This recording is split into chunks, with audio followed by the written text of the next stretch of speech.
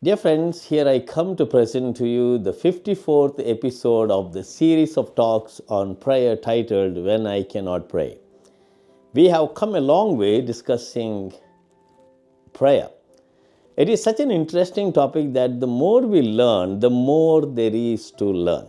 Prayer is communication with the one who loves us. There are multiple definitions of prayer, but the one given by Saint Teresa of Avila is so deep and intense that really helps us to grasp its real meaning. She says the soul's effort to unite with Jesus in prayer is sometimes like drawing water from a well. It involves a lot of muscle power and labor. At other times, by God's grace, the efforts are less difficult, like collecting water from a water wheel. Occasionally, a soul will be able to simply draw water from a river that God provides in His goodness. And if God sees fit, He can even send a heavenly spiritual rain that requires no action from the soul. Dealing with spiritual goods, St. John of the Cross explains how the desire to get sensible delight from the use of devotional objects prevents our inward recollection of spirit. Ascent to Mount Carmel, Book 3, Chapter 41, Paragraph 1. And occasions that lead us to considerable inconsistency in our prayer life. We need to understand seriously that the spiritual objects are a means to God and not end in themselves. Many in their prayer life cling on to spiritual objects, giving them the place of God, as Israelites in the Old Testament gave importance to idols and to idol worship in place of the one true God. Some never persevere in one place, nor even at times in one state, but now you see them in one spot and now in another. Now choosing one hermitage and now another. At one moment they will be decorating one oratory and at the next another. Some also pass their time here below, changing states and modes of life.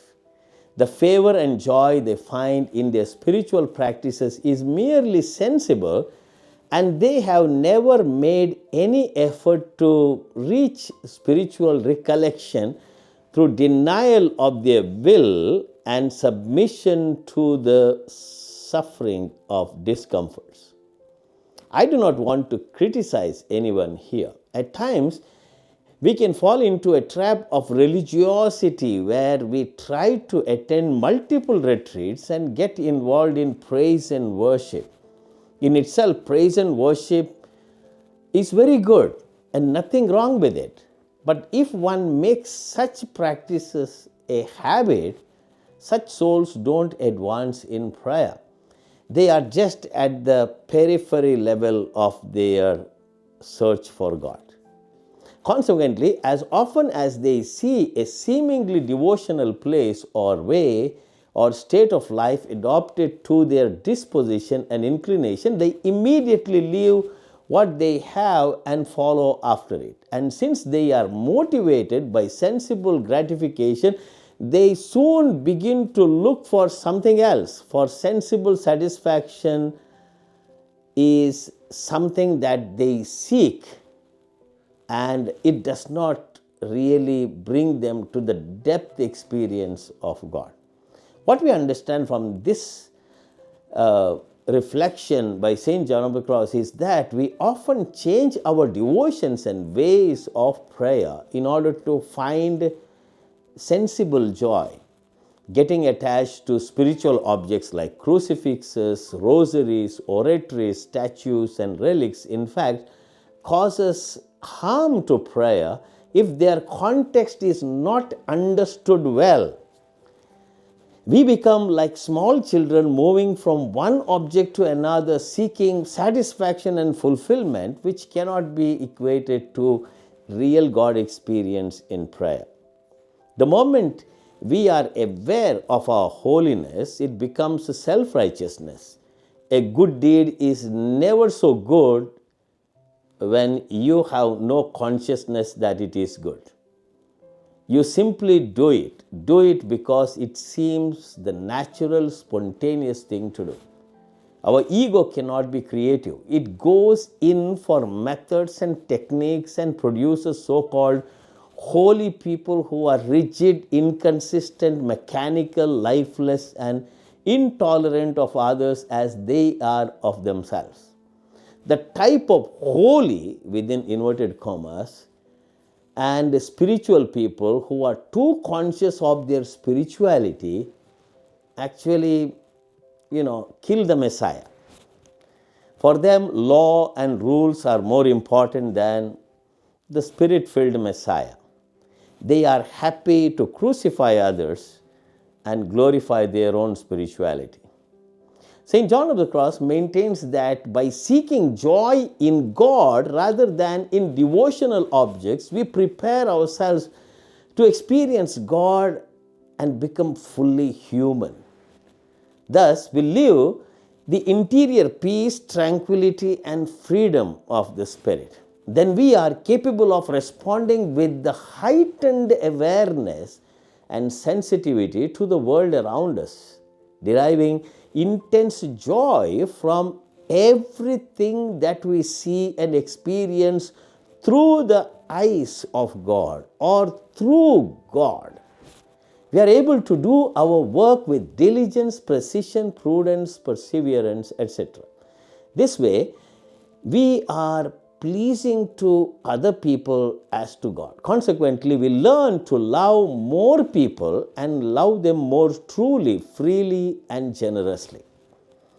St. John of the Cross writes, just as every good is due to an approach towards God through the affection of the will, so withdrawal from Him through creature affection breeds every harm and every evil in the soul. The measure of the harm is the intensity of the joy and affection with which the will is joined to the creature, for in that proportion it is its withdrawal from God. The harm incurred will be great or less according to the degree of one's withdrawal from God, and for the most part, both extensive and intensive. Ascent of Mount Carmel, Book 3, Chapter 19, Paragraph 1. Dear friends, being fully human means always being in relationship with both the Creator and creatures. These relationships determine the quality of our life. Ideally, we are to be so centered in God that we relate to everything else in our lives with due order through God. However, we are seldom motivated to seek God alone. In our actions, we use creatures to satisfy our own emotional needs. Most often, our virtue is mixed with imperfections. The more we depend upon creatures to satisfy our emotional needs, the more we damage ourselves, both spiritually and morally. Ascent of Mount Carmel, Book 3, Chapter 16, Paragraph 2 to Paragraph 4. The central point in the entire active process of purification of our will for prayer is that the will should rejoice only in what is for the honor and glory of God. Ascent Book 3, Chapter 17, Paragraph 2. Accordingly, as soon as we become aware of seeking joy in objects alone, we should consciously redirect and reserve that joy to God. This is what we call active training of the will. At the first movement of joy towards things, the spiritual person ought to repress it with the remembrance of the principle we are here following. There is nothing worthy of a person's joy save the service of God and the procurement of His honor and glory in all things.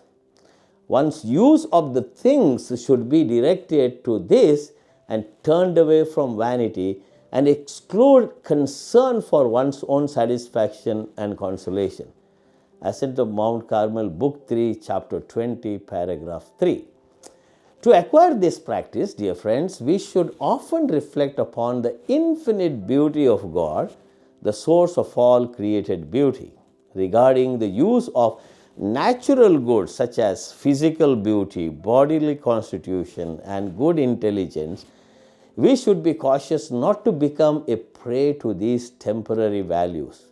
Beauty and all other natural endowments are but earth arising from the earth and returning to it. Grace and elegance are but the smoke and air of this earth and should be considered and valued as such for the sake of avoiding a lapse into vanity. In these goods, a person must direct the heart to God in joy and gladness that God is Himself in all these beauties and graces, eminently and infinitely above all creatures. And as David affirms, all these grow old and pass away like a garment, while God alone will remain immutable forever. Psalms 101 verse 27. Dear friends, what is really important in our prayer experience is our wholehearted love and devotion to God. Love your God with all your heart, mind, and strength is the call of God to each one of us. Jesus says, love your neighbor as you love yourself. The goal of our existence is to be rightly understood as love, and then only can we hope to live a peaceful life here on this planet and prepare well for the next life. Then a question might come to our mind, what is love? It is sensitivity and clarity of perception. Without love, life is sapless and useless. Each one of us has a spiritual center of love from where the true energy of life flows, though we do not normally recognize it as such. When you identify the false centers of your life, then you can discover the true center from where our existence flows. Having said all this, dear friends, what we really understand by prayer. So as I have been repeatedly telling during these talks, that prayer is not just a recitation of prayers. Prayer is not just vocal prayers. All these are a help to go deeper into ourselves, to the center of our being, the will, and train it so that everything that we do in our day-to-day life can reflect that real love that we have for God, and we search for God in everything that we see, touch, and hear, and taste, and experience. Then prayer becomes a 24 hours activity. Even when you sleep, sometimes it can happen that you are aware of God's presence even during your sleep, deep sleep, because you are in the arms of God. That is also prayer. When you have your food, you gratefully recognize that God has provided you your daily bread with your own real efforts, hard work, and you thank God for the strength you get for your daily work and sustenance. So everything is permeated with the presence of God, and that means when we come for prayer, what happens? There is a spontaneity. You don't need to make extraordinary efforts to be there, forcing yourself for 10 minutes or 15 minutes or half an hour or 1 hour. It spontaneously happens because that is the moment you are spiritually energized from within to live your daily life fruitfully and happily. I consider this is how we can train our will to focus our entire being on God. That is what Jesus said, and that's what the Old Testament says to us. Love your God with all your heart, with all your soul, with all your strength, and then love your neighbor as you love yourself. This is truly prayer. God bless you.